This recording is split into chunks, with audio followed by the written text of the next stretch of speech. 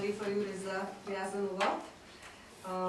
Spoštovana doktor, spoštovani trije gospodje na moji levi, prijazni magister Zvonko Zinrajh, Jože Jurkovič in pa gospod Anton Bogataj. Spoštovani in dragi gostje, jaz bom rekla kar prijateljice in prijatelji, dobro jutro. Slišala sem, da ste imeli včeraj izjemno uspešen dan in verjamem, da se bo tudi danes nadaljevalo tako, da boste domov odšli z dobrimi vtisi iz Slovenije, tudi zaradi slovenske glasbe, predvsem pa zaradi teh razprav. Tudi ta prva razprava je bila zame izjemno zanimiva. Vsi imamo, oziroma smo imeli starše, tudi sami se bomo znašli v tej situaciji, ko bomo potrebovali pomoč in zelo pomembno je, da vemo, kako in kam se obrniti po informacije. No, sedaj pa začenjam s svojim prispevkom. Najprej bi se seveda zahvalila za čas, da vam lahko spregovorim danes in vas pozdravim tako v imenu Študijskega centra za narodno spravo, kot tudi v imenu Inštituta dr. Jožeta Pučnika, to je nekakšen think tank Slovenske demokratske stranke, sodelujemo pa tudi z think tanki ostalih strank, torej Nove Slovenije in Slovenske ljudske stranke. Današnja mednarodna konferenca, kot smo danes že slišali, opozarja na eno izjemno pomembno vprašanje. Jaz bi rekla temu kar odločilno vprašanje evropske sedanjosti in prihodnosti. Torej demografska situacija v Evropi, staranje Evrope, posledice tega procesa. Čas, ki ga živimo, je nedvomno poln izzivov. Evropejke in Evropejci se vsakodnevno soočamo z vse bolj zaostrenimi geostrateškimi okoliščinami. Pa ne naštejem samo nekatere izmed njih.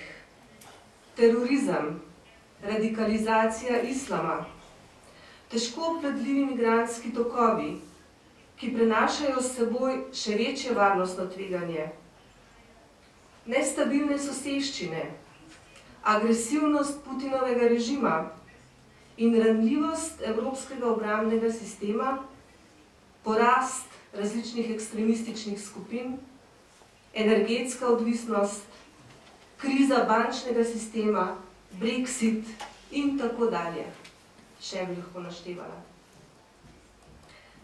Veliko stvari torej destabilizira Evropo in z njo seveda Evropsko unijo. Ampak meni osebno se zdi za našo prihodnost ena najbolj nevarnih, zato ker ima nepopravljivo dolgoročne posledice, tista kriza, ki je povezana z tako imenovano ostarelo družbo oziroma z nizko rodnostjo v državah članicah Evropske unije.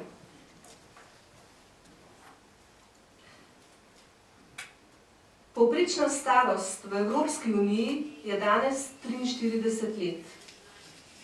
Povprečna starost v Turčiji je 29 let. In povprečna starost v naši Sloveniji je 43 let.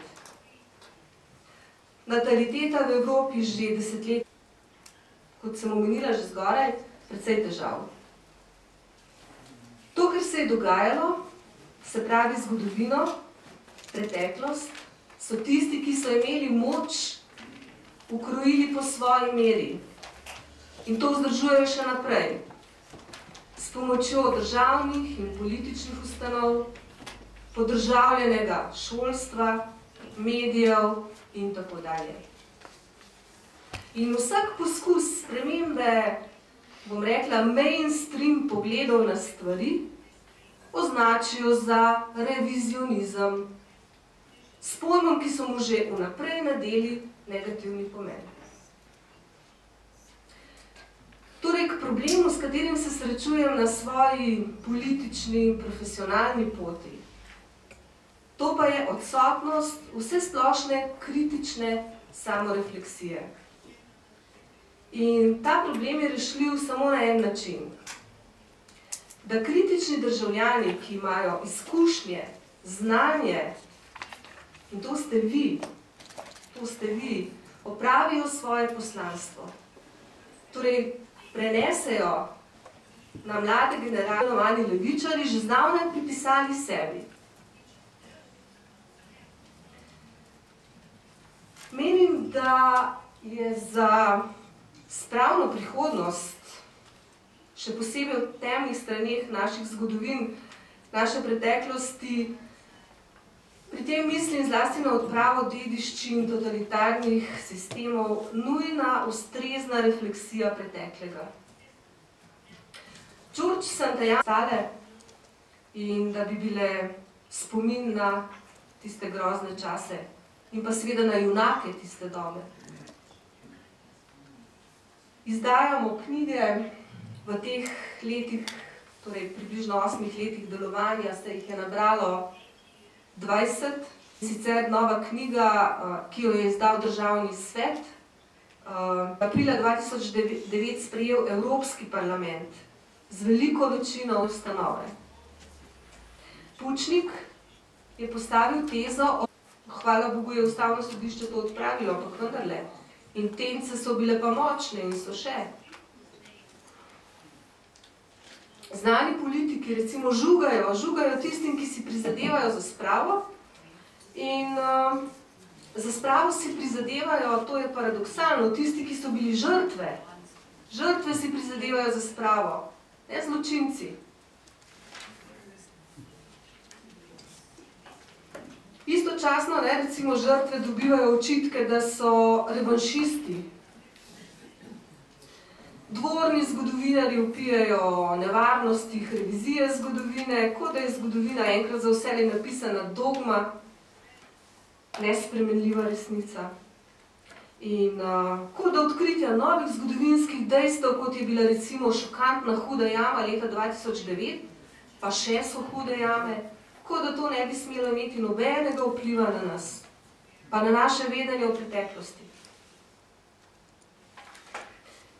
Dr. Jože Pučnik, ki je bil žrtev montiranega političnega procesa in je nekaj let preživel v celicah jugoslovanskega režima, to so bile hude celice, samice, tepelj so ga poliva z vodo, spat ni smel in tako naprej.